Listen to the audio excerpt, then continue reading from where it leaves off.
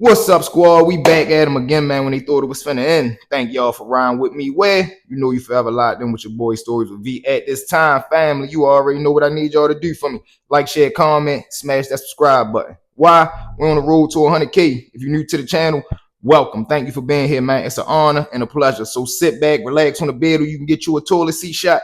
I got the rest of the show from here. To that one and only V squad. They know the motto, man. Listen. It ain't no squad like our squad because they don't mob how we mob. So with that being said, we're going to continue to mob, push, put these numbers up, man, and dominate 2024 is our year. So with that being said, thank you to all the new subscribers. Thank you to the one and only V Squad. We coming together. We one family, man. So with that being said, let's jump into these shout outs. I got my man Lafayette Debo, man. Salute on that Cash App champ. Love you from the bottom of my heart. Salute the big Quizno. What it do, man? Salute to my Doug Sean. I see your player. And salute to the big Doug Randy. What it do? Whoa. I know y'all riding with me, man, so we're going to continue to get bigger and better, and we continue to kill 2024 as our year. So let's ride. It's Mr. Three-Piece himself. What's going on with y'all today, man? I'm loving this feedback. I'm loving the vibe. We just cracked that first 1,000 view video in the first day, so let's get more of those. Let's see if we can get 100 comments, and we just cracked that 1,700 subscribers, man, so we getting up there. Let's continue to push. So with that being said, let's jump straight into it. Story number one. Oh, man, now, story number one, I told y'all, Baltimore City is a very, very small place, man, and it's full of violence. So a lot of situations either stem from stuff that happened in the jail that spilled out, or it's going to go, it's war on the street, and it's going to continue when we get behind the wall. You get what I'm saying? They're the two ways that it's going to go. I'm sorry, but that's how it's going to go. So, boom, we got to do that at this point. We on the streets. So here's street figure, you know what I mean? Known, well-known, flat-foot hustler. He make it do what he do in the city. But the thing about it is that make him wild. Him and his girlfriend known as a wild, toxic couple. All they do is fuss, fight. She always throwing his clothes out. He always breaking the door down. She flattening his tires. He busting her windows.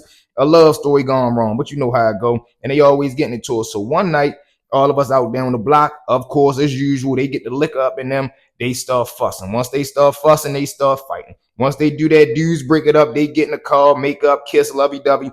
They shoot to the house. I guess when they get to the house, they start pumping more liquor in them. Now the anger kick right back up. They get right back fussing, get right back fussing. Now I guess things get a little out of hand.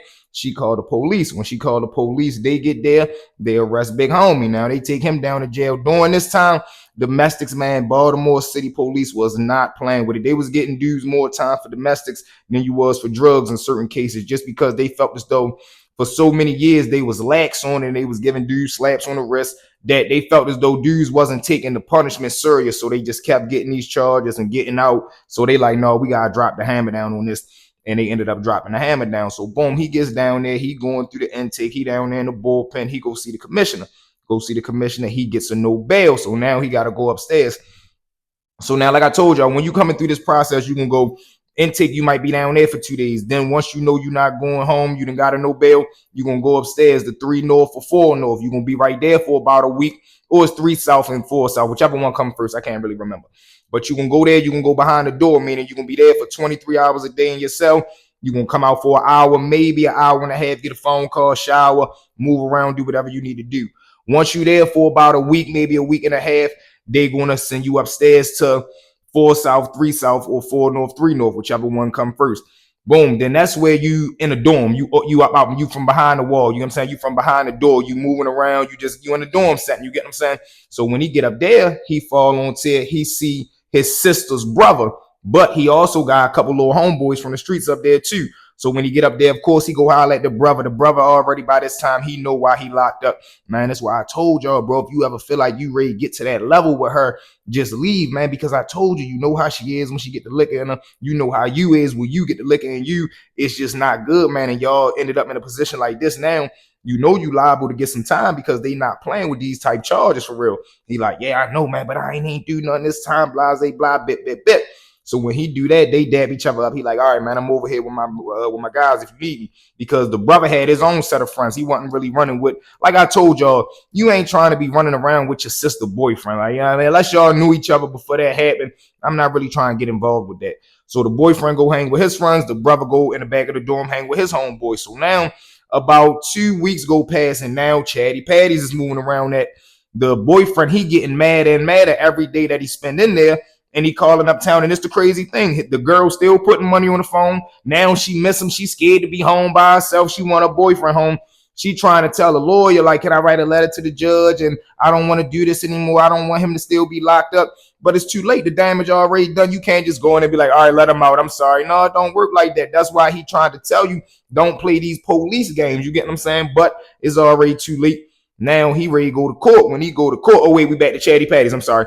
Boom. So Chatty Patties now. Word coming back to the brother that the boyfriend running around talking about, man, F that broad. That's what I'm saying. She the reason I'm in here. I should have just messed with. I should have went over my other little freak house that night. I swear I'm ready to cut her off.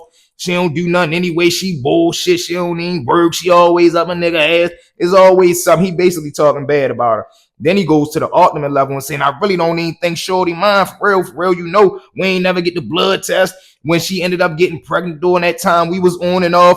Whoa, he taking it immediately too far. Of course, dudes is overhearing this that already know the brother, and they jive fake scared of the brother too. And I don't know why people think that. People think if you become the tattletale snitch that you gonna get brownie points and be cool because you coming back telling me information. No, all that make me know is I can't say nothing around you, because if the shoe ever on the other foot, you gonna go tell my business to whoever you need to tell it to. So I don't know why people get that confusion. So now the brother pull up on him like, man, what's going on? Yo, I'm hearing you talking real crazy about my sister, talking about my nephew might not be yours. What type time you on, my nigga? You ain't never say none of that shit uptown. You got something you want to tell me?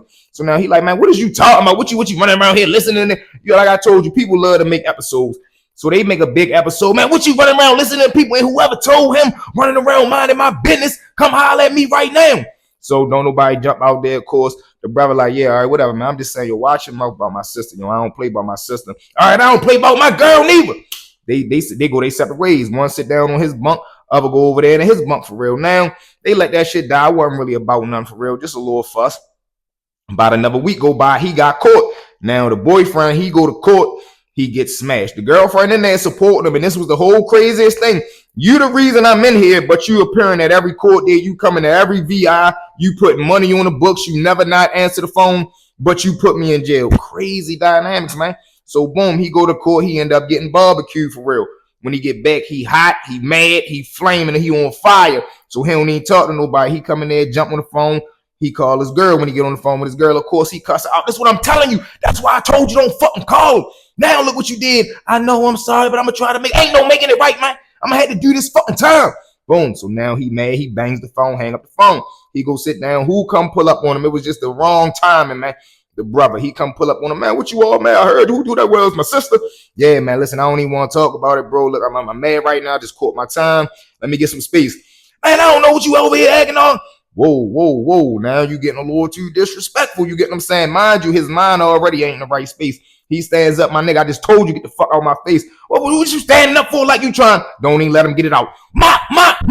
Hit him with the 3-piece. He stumbles back. I'm talking about grab him. Now this when he drove him to the ground, he went face first. Usually a dude that just get you or try to get you in motion so he can work out on you. No, he was specifically trying to break his face, drag him to the ground face first. Boom! He don't even stomp him out of nothing. Get straight on top, take him straight to Pound Town. Mop. Of course, you know the classic dudes run again. They come in there, break it up for real, take bro to lock up because he was mad. He had to get that shit off his chest. I just got time for something he feel as though he ain't do. I'm in jail for a girl that's coming to my court dates. Like, it just was a lot going on. I know what it feel like to be going through that. You get what I'm saying? Just to have all those emotions, never that charge on me, but just to be going through all those emotions. Like, man, I just caught this time and you right here talking this dumb shit, man. Get away from me. So that was how that ended up happening. Shorty ended up getting smashed. Bro went to lock up. Shorty went to medical. I think he ended up with a broke jaw too, but he never ended up coming back because by the time, I guess if he came back or not, I ended up getting transferred to another unit.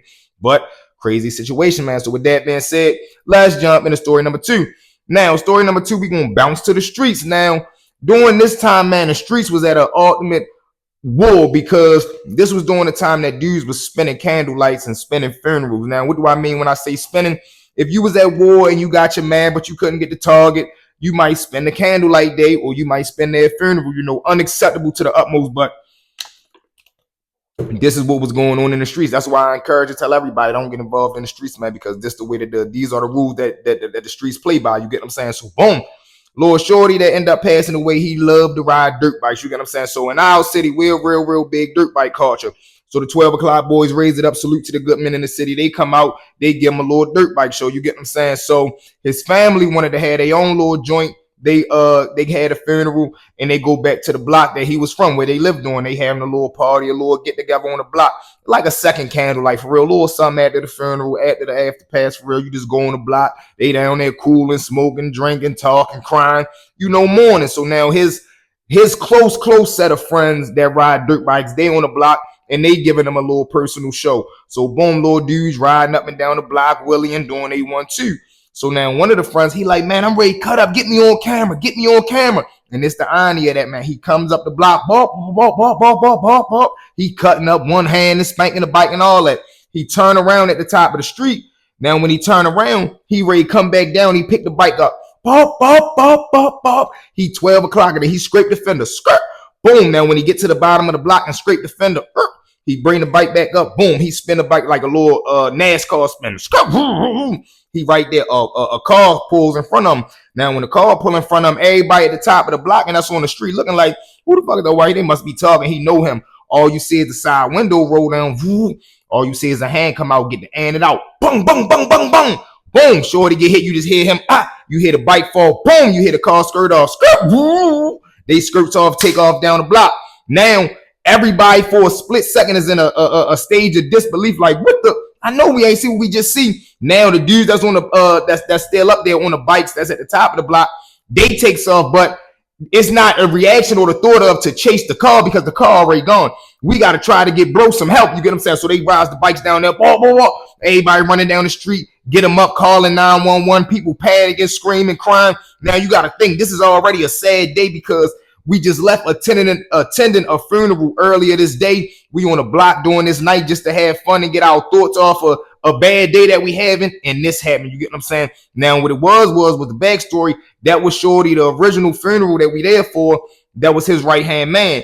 The dudes that they was at war with, they had spun the funeral scene earlier, but they couldn't find the person that they was trying to knock off. There was a lot of police out there. It was broad daylight. So I guess they waited till nighttime. They knew what block it was going to be on. And word always go around the city, chatty patty. Man, where you at? I'm ready to go down such and such block. Shorty having a little funeral party tonight. Bop, bop, bop. Where they got back to the opposition side, they end up spinning court Shorty at the worst time, but the best time for them. Willie in the dirt bike at the end of the block. Ray come back up the street by himself, isolated. They rolled down that window and punished him, man. Shorty ended up going to the hospital. He did pull through, but I believe he was paralyzed from like the waist down. He would never walk again. But that was just a wild situation, man. And that's when the game took an ugly turn because in the city, that was becoming a real big trend, man. Like, you know what? If you can't get your man, you can't get you, hit somebody at the candlelight, man. Hit somebody that's there that love him. And they already know that if we pull up on this candlelight, ain't nobody there but people that care about you. So if you hurt somebody on the outside, we coming and they coming to pull up to your candlelight and hit whoever out there and they not caring, man. I got another story about one incident where a dude brother had ended up getting put down at his brother's funeral, man. My right hand, one of my good men, man. Rest in peace to my dog. I'm gonna get that story coming to, man. A crazy day, a wild night, man. But this is how deep, tragic, and ruthless the game get, man. That's why I tell y'all, kids, don't get involved, man. Go to school, hoop, chase something else, man. It ain't nothing out there but poison, man. You don't want that. Trust me, I'm telling you, man. You don't want to end up on this bed having long nights sitting on that toilet, crying, looking out that window, wondering what's going on the outside. Trust me, take it from me, man. So with that being said, let's jump into story number 3. Now, story number 3 was another wild incident because it shows how everything not for everybody, and it exposed when a dude ain't got nothing, he willing to do any and everything, man. So we on a unit, we chilling. Now, during this time, like I told you, you're going to have times where money is very scarce, where drugs is scarce, where the vibe is scarce. It's just everything going to be at an ultimate low. So during this time, dudes trying to find them a hustle. Dudes trying to get some money at all time. Dudes is trying to do that. But at this particular moment, the unit I'm on is really stiff. It's really dry. So dudes over there trying to put a little gambling joint together. So we got these 3 dudes. Let's call them Larry, Mo, and Jar. You get what I'm saying? They rock together, and they not a threat to nobody. They just rock with each other. They stay about the way, cool, laid back civilian dudes. So on this day in particular, I think Big Rob and Fat Mike had through 2 tournaments. You get what I'm saying? One had a spades game, one had a poker tournament going, and I think one had like a dominoes tournament going or something like that. So these 3 dudes, they seeing how all these 3 tables is making a couple dollars. They get the bright idea, well, shit, let's start us open a little petty, little table. Let's get us a little space tournament open, see who we can recruit. So they going around putting the odds out there, telling dudes, yeah, man, we gonna have such and such a little tournament up there in the south. Anybody want to come through, man? We open a shop. So they get about 2-3 dudes that want to join the game, but they also chumps. Now, when I say chumps, I don't mean like they just like push over, but they non-threats. If it ever came down to a situation, everybody knew where they stood at. But they was cool to me because they never got out of their character. They never walked around like they wanted problems. They never walked around like they was the toughest dudes on the compound. They acted the way they wanted to be treated, like they was harmless. You get what I'm saying? And that's why, me personally, I never been a bully. I'm not into bullying. So that's why, I figured they never really got too much taken advantage of up until this point. So boom, they opens the game. They go up in the cell. So now all 4 of them up in the cell playing spades. They got the bags in there. They got their little bets going. They in there doing they want to.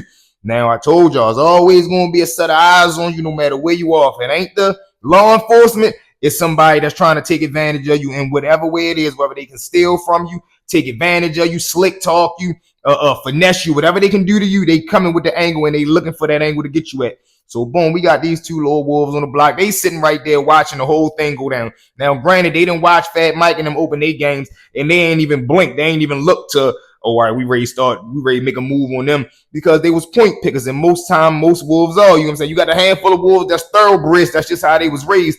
But most dudes that try to turn wolves that ain't in their natural character, they trying to make a name for themselves so they can keep the heat off of them, and they want some money because don't nobody love them, obviously, probably because they were shitballs on the street and they don't get no support when they come to jail. So boom, the 2 wolves laid back, they watching, they sitting there like, yeah, they done. We ready to barbecue their ass. They let them get a couple of hands in for real. One go up this side of the step, boom. The other one go up this side. They're going to meet right here at the middle at the front door. They come in like this. Boom. Both of them walk straight in, up the joints. Now, mind y'all, they didn't really need the blicks, but they wanted them to know it was for real. So, boom, both of them up. Man, bag everything up. Y'all know what time it is. So they looking like, what? Whoa, eyes big as dead here. Like, man, stop playing. Listen, we ain't even really trying to do that to y'all here, man. Bag that shit up so we can go now.